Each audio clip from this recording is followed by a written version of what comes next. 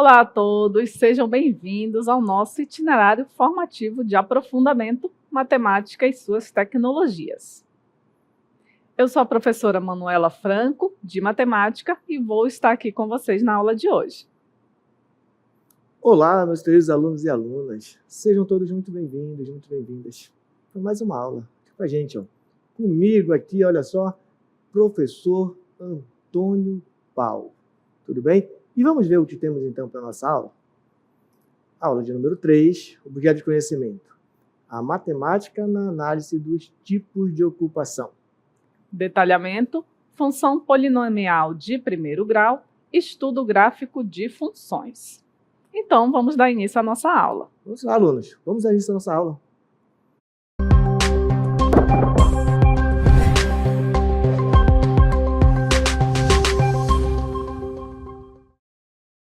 Muito bem, agora vamos iniciar de fato a nossa aula e hoje a gente vai fazer uma viagem pela Amazônia. O que a gente vai ver? A gente vai ver, apesar de ser Amazônia, né, ela não é conhecida só pelas suas belezas naturais, que são muitas, mas a gente vai conhecer o dia a dia de quem vive e trabalha nessa que é a maior floresta tropical do mundo. Então, pessoal, e você já parou para pensar, olha só, já parou para pensar como um pescador calcula seu lucro? Ou até mesmo, como o extrativista sabe quanto vai ganhar no final do mês? Então, alunos, olha só, acredite, a matemática ela está presente em todos esses momentos, tá bom? E aí, nessa aula, nós vamos descobrir, né, uma ferramenta poderosa, uma ferramenta muito importante. Mas sabe qual é essa ferramenta? Olha só, é a função polinomial de primeiro grau. Essa função, ela nos ajuda a entender e planejar o futuro em contextos de trabalho aqui na Amazônia, tá bom? E para tratar, né, desse tema, né, de função do primeiro grau, de perceber como a função do primeiro grau está relacionada, né, com o mundo do trabalho aqui na Amazônia, eu vou trazer para vocês aqui, nós vamos trazer uma questão aqui contextualizada, para a gente entender direitinho essa ideia de trabalho e função do primeiro grau. Para isso, acompanha só na tela aí o que nós temos. Olha o que diz o contexto aqui da situação, olha só. Dona Maria, uma produtora de açaí na região amazônica, precisa calcular o custo total para transportar sua produção de barco até o mercado em Manaus. Ela possui um custo fixo de R$10 pela viagem, referente ao combustível do barco, que não muda, atenção, não muda com a quantidade de produto. Além disso, há um custo variável de R$2 por cesto de açaí, para cobrir despesas com embalagem e manuseio. Mas, enfim, diante desse contexto, né, que a Dona Maria tem aí essa situação, problema, né, ela gasta R$10 fixo na viagem, tem um custo variável de R$2 por cada cesto. Olha o que nós temos a responder. Qual será o custo total se ela transportar 10 cestos e 20 cestos? E aí, olha só, existe uma forma de calcular o custo para qualquer quantidade?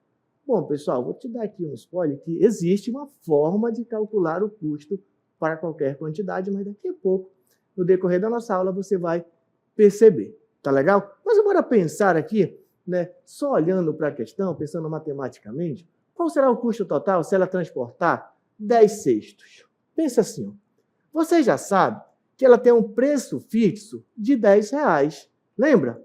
R$10 ela gasta de combustível lá na embarcação. É fixo, independentemente da quantidade de cesto que ela transportar. Mas a questão fala que cada cesto ela tem um custo a mais de R$2, que é para cobrir despesas com embalagem e manuseio, né? Carregador lá para ajudar a carregar os cestos. Tudo bem? Então, se ela transportar 10 cestos, você concorda comigo que eu posso dizer que é R$10 mais 10 vezes a quantidade de cesto? Tem que botar um x, gente. Vezes a quantidade de cesto? Perdão, vezes a quantidade de cesto, R$10 vezes o valor gasto por cada cesto. Concorda comigo? Então, pensando assim, nós podemos dizer que para transportar 10 cestos seria 10 mais 10 vezes 2, que é 20, ela gastaria, então, R$30, certo? Ah, mas se fosse transportar 20, a gente ia pensar quase que do mesmo jeito, né? Mas o que vai alterar é que, em vez de ser 10 cestos, né, ela ia transportar 20. E aí o cálculo ficaria assim, ó. Pense assim, ó. Pense assim ainda, ó. R$10 mais quantos cestos ela vai transportar? 20. Mas cada cesto custa, ela tem um custo de R$2, certo? Fazendo o cálculo, 20 vezes 2 é 40, né? 10 mais 40 é 50. Deixa eu colocar aqui a resposta aqui embaixo. Então, ela gastaria R$50, né? Para transportar aí 20 cestos. Tudo bem? Mas tem uma outra maneira de se pensar essa situação problema, né, professora Manuela? Exatamente. Então, toda vez que a gente tem uma situação como essa da Dona Maria, com um valor fixo e um valor que aumenta ou diminui de forma constante, a gente vai estar lidando com uma função polinomial de primeiro grau. E ela também é conhecida como função afim. Vejam ela aqui na nossa próxima cartela. Nós temos a definição da função polinomial de primeiro grau, que ela é dessa forma: f de x é igual a ax mais b, ou o f de x ele também pode ser escrito como y. y igual a ax mais b. Onde o a da função ele é um número que indica o crescimento ou a diminuição. A gente chama de taxa de variação. Então, se é uma taxa de variação, a gente sabe que esse valor ele vai variar. E quem é o b? O b é um número que mostra onde começa o valor inicial, e a gente chama de coeficiente linear. Então, ele é um valor que é fixo. E aí a gente pode aplicar lá na situação da Dona Maria. Olha só, aplicando aqui ao problema, existe uma forma de calcular o custo para qualquer quantidade? Então, o professor mostrou aqui que para 10 cestos, qual o cálculo que a gente faz? A gente soma o valor fixo mais 2 vezes a quantidade de cesto, né? Então, 2 vezes 10 cestos. Para 20 cestos, continua o mesmo valor fixo de R$10, mais o quê? Mais 2 vezes a quantidade de cestos, que é 20. Então, o que nós podemos observar aqui? Que a gente tem um custo fixo aqui de 10. E quem é o custo fixo lá na nossa função? Ele é o coeficiente b. E a gente também tem o valor que varia. Qual é o valor que varia aqui? O valor que varia está aqui, ó. A quantidade de cestos. Então, a gente vai chamar essa quantidade de quê? De x. E esse coeficiente aqui, ele vai ser o valor do a.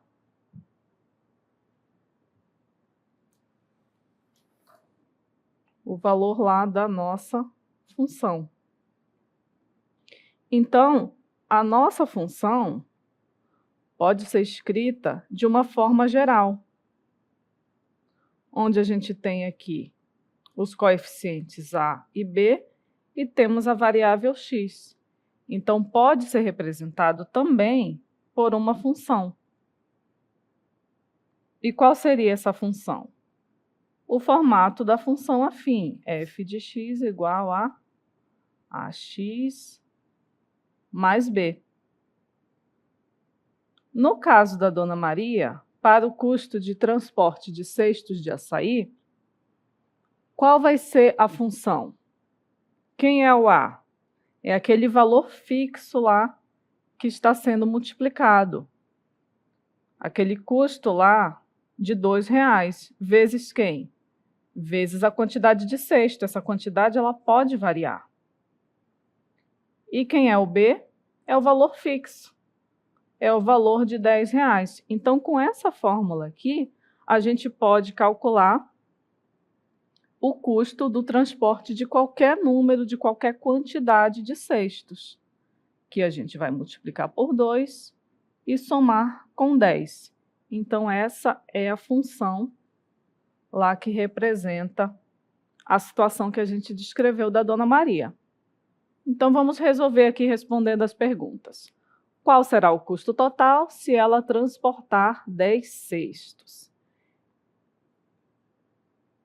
Vai ser esse custo aqui, f de x é igual a ax 2 vezes 10 mais 10, que vai ser igual a R$30.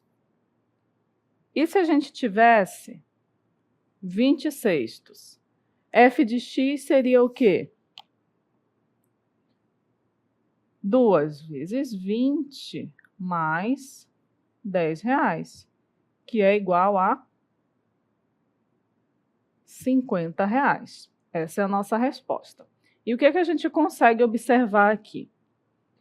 Quando a gente tem uma função de x, significa que o valor final ele está variando aqui em relação a x. Então, nós temos uma relação, onde aqui nós temos o valor de x e a f de x a gente sabe que a gente representa por y. Então, temos aqui o x e o y. E o que isso nos lembra? Lembra que a gente pode representar essa situação graficamente, não é mesmo, professor? Exatamente, né? Então, já sabemos então que o x, né, que quando o x for 10, o y é 30, né? E quando o x for 20, o y é 50. Vamos verificar como que fica essa representação gráfica. Lembrando, meus queridos alunos, que nós estamos falando de função do primeiro grau, e a função do primeiro grau, o gráfico da função do primeiro grau é sempre uma reta, tá bom? E para construir uma reta precisa de somente 2 pontos, tudo bem? Por isso nós temos aqui, ó, já sabemos que para x igual a 10, o custo, né, é y igual a 30, aí temos o ponto 10 e 30, onde x é 10 e y é 30, e temos também, né, para x igual a 20, o custo é 50. Quer dizer que x é 20 e o y é 50. E aí, com esses pontos, né, professor, a gente vai representar esses pontos no plano cartesiano e nós vamos obter aí a reta que representa esta função. Não é isso, professor? É isso mesmo. Então, vamos colocar aqui o nosso plano cartesiano com os nossos eixos x e y e vamos localizar os pontos correspondentes ao que a gente mostrou ali no nosso cálculo. Vamos ver o primeiro ponto. O primeiro ponto é ali o 10, 30, ou seja, na direção do x é o 10, na direção do y é o 30, e a gente marca aquele ponto ali no gráfico. Qual é a outra situação? Quando o x é igual a 20, o valor de y vai ser 50. Então, o ponto ali de encontro já está marcado também. E quando a gente une esses 2 pontos, o que a gente consegue ver? A gente consegue ver a reta. E a reta, ela é característica da função afim, da função polinomial do primeiro grau. O que significa? Que quanto mais a gente aumentar a quantidade de cestos, maior vai ser o custo total, né, ali dado em reais. Então, essa reta ela sempre vai crescer e de forma proporcional. Por quê? Porque sempre a quantidade de cesto vai ser multiplicado por 2 e também vai ser somado com o custo fixo de R$10. Muito bem, pessoal. Agora, olha só, vamos trazer para vocês aqui, ó, 2 situações problemas, tá bom? Dentro da nossa realidade aqui na Amazônia, dentro desse universo de mundo do trabalho, certo? Vamos trazer para vocês aqui, ó, uma situação que vai tratar de uma atividade sustentável, no caso, o manejo florestal, comunitário ou o cultivo de açaí, tá bom? E vamos trazer uma outra situação que vai tratar de uma atividade de exploração intensiva. No nosso exemplo, nós vamos tratar do garimpo ilegal. Lembrando que essas 2 situações problemas são situações hipotéticas, tá bom? Foi elaborada por nós, professores, para a gente visualizar esse contexto, tá bom? Então, alunos, vamos pensar no crescimento do número de trabalhadores nessas 2 atividades ao longo de um determinado período, tudo bem? Então, ó, para isso, está aqui o nosso exemplo 1. Falei que vamos tratar de duas situações problemas, está aqui o nosso primeiro. Olha o que diz. Uma cooperativa de açaí começa com 12 trabalhadores. Olha só, no início, no momento inicial, tem 12 trabalhadores.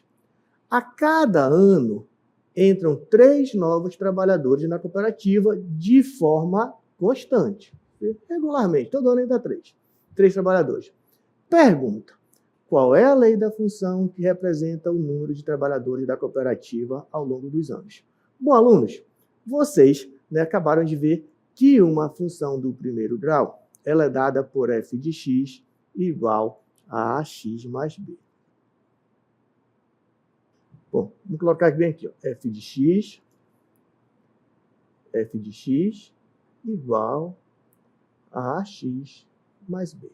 Também vocês viram que essa composição da função do primeiro grau, ela tem uma parte que é dita como parte fixa, e tem uma parte que é dita como variável, como o termo que varia, tá bom? E aí, olha para a nossa situação problema, que nós temos aqui, ó, que tem no início, tinha 12 trabalhadores, tá bom? Quando ele falou para você que no início tinha 12 trabalhadores, ele está dizendo para a gente essa parte fixa, tá bom? Ele está nos dando aqui nada mais, nada menos do que o B da nossa função do primeiro grau.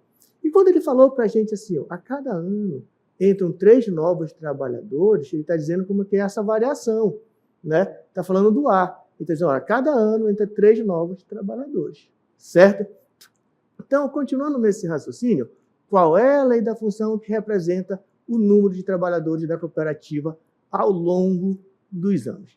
Bom, alunos, para escrever a lei da função, necessariamente, a gente precisa identificar o valor do coeficiente de variação, certo? E o valor que é fixo, o termo fixo da função, tá bom? E aí, diante desse contexto, tá legal? Nesse contexto que a gente já tem aqui, nós sabemos que o B é igual a 12 e o A, pessoal, o A é igual a 3, tá bom? A é 3. Então, sabendo disso, vou colocar bem aqui, ele é o nosso A da função, ele é o coeficiente de variação, certo? É o termo que está variando. Quer dizer, a cada ano entra 3 novos trabalhadores. Vamos escrever a lei dessa função aqui, ó. Vem aqui com o professor. Vai ficar f de x igual... Quanto vale o A mesmo? O A vale 3. O A vale 3. 3 vezes... Ai, pessoal, tem um detalhe. Eu vou explicar para você aqui. 3 vezes x mais o B. Mas quanto vale o B? O B vale 12. O que o x também? Qual é o significado do x, pessoal?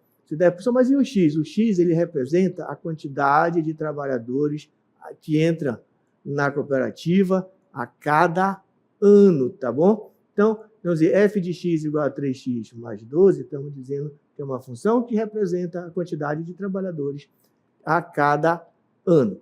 Poderia ainda dizer para a gente o seguinte, ó, que sem problema nenhum, eu poderia reescrever essa função sendo assim, ó.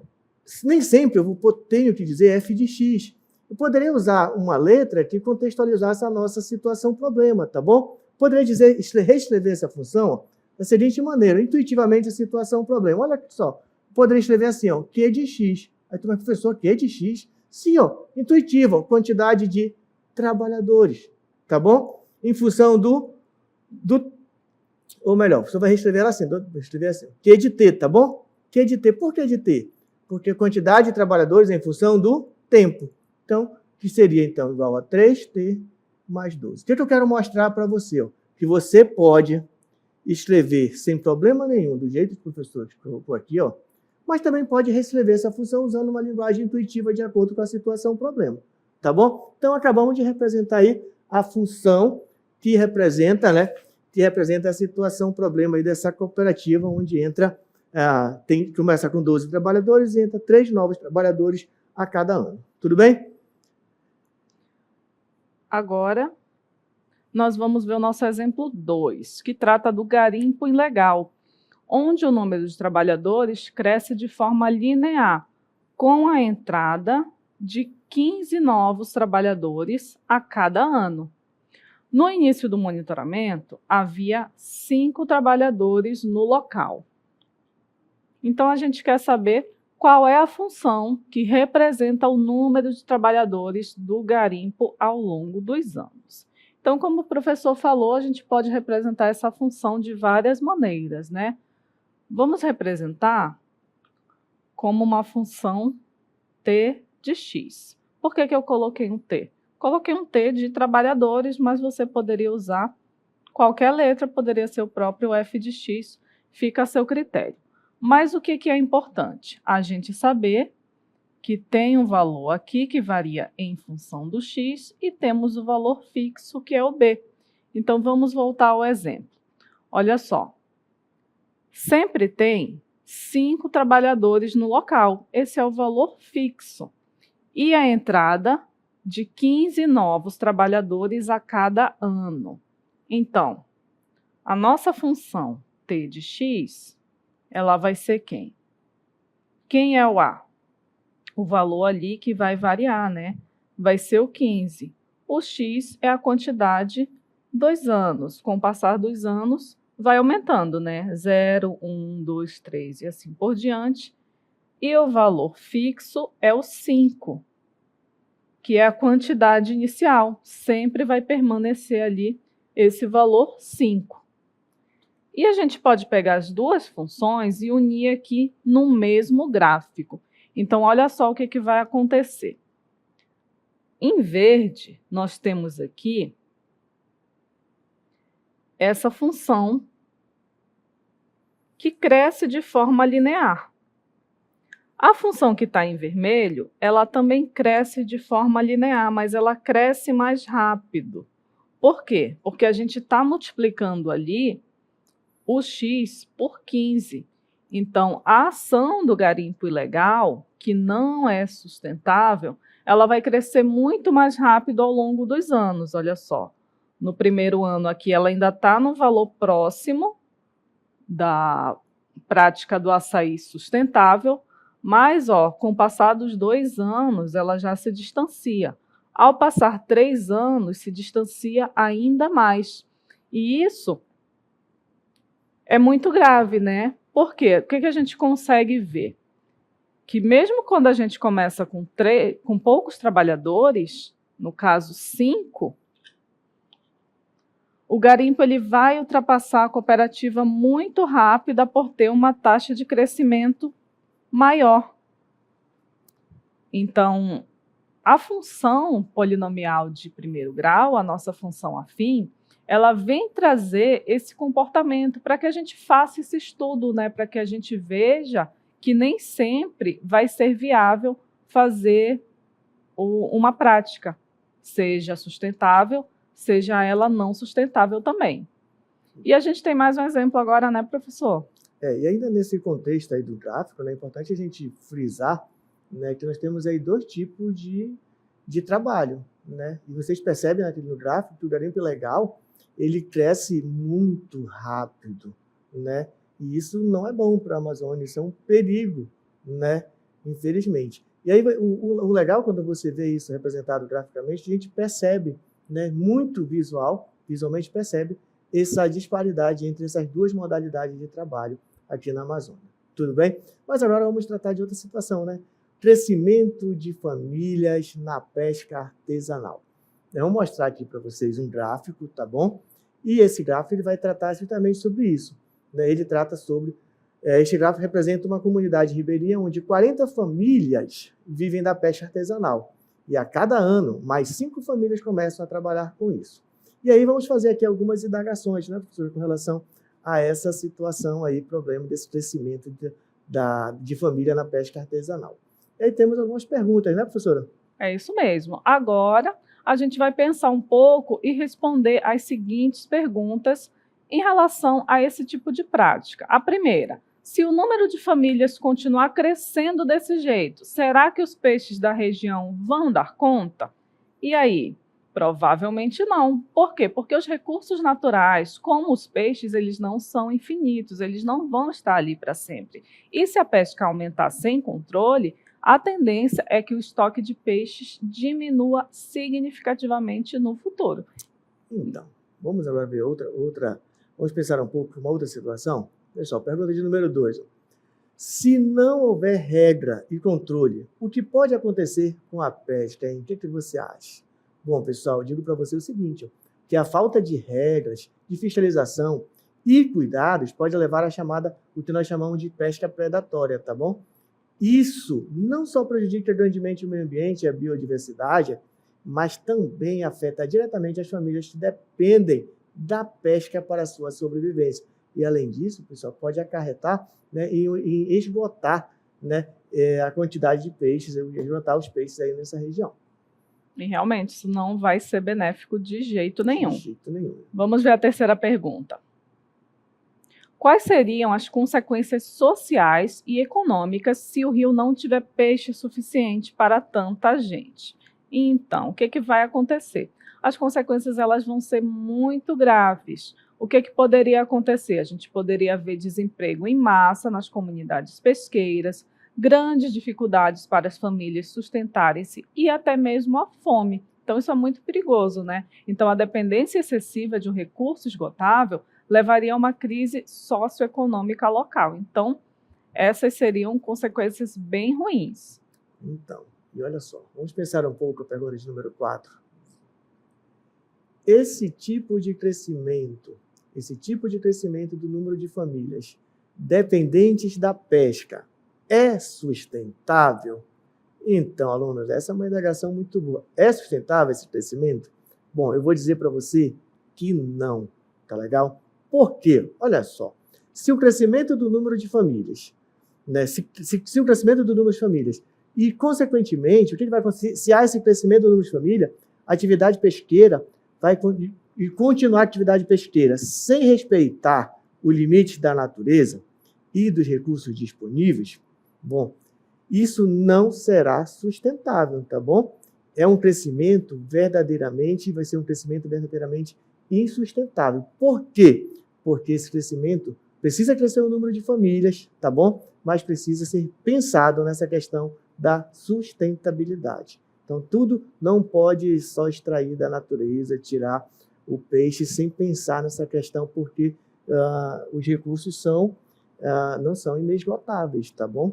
A gente tem que levar em consideração. É isso mesmo. E aí vem a nossa quinta pergunta. Como o crescimento de uma atividade como a pesca pode se tornar sustentável? Então, qual seria a solução? Então, o crescimento sustentável, ele exige regras claras, como limites de pesca, entre outros, além da fiscalização e diversificação econômica. Isso vai reduzir a pressão sobre os recursos e vai garantir a sua renovação. O objetivo é equilibrar uso e preservação para as futuras gerações, assim como tudo a gente tem que ter o equilíbrio, principalmente quando se trata de recursos da natureza. E aí, por último, né, nós vamos trazer aqui, ó, pergunta de número 6. De que forma a matemática pode nos ajudar a entender essa dinâmica e planejar o futuro? Bom, de que forma, hein? Olha aí, pessoal, a matemática pode nos ajudar a entender, planejar e até prever o que acontece no futuro com esse tipo de ocupação e seus recursos.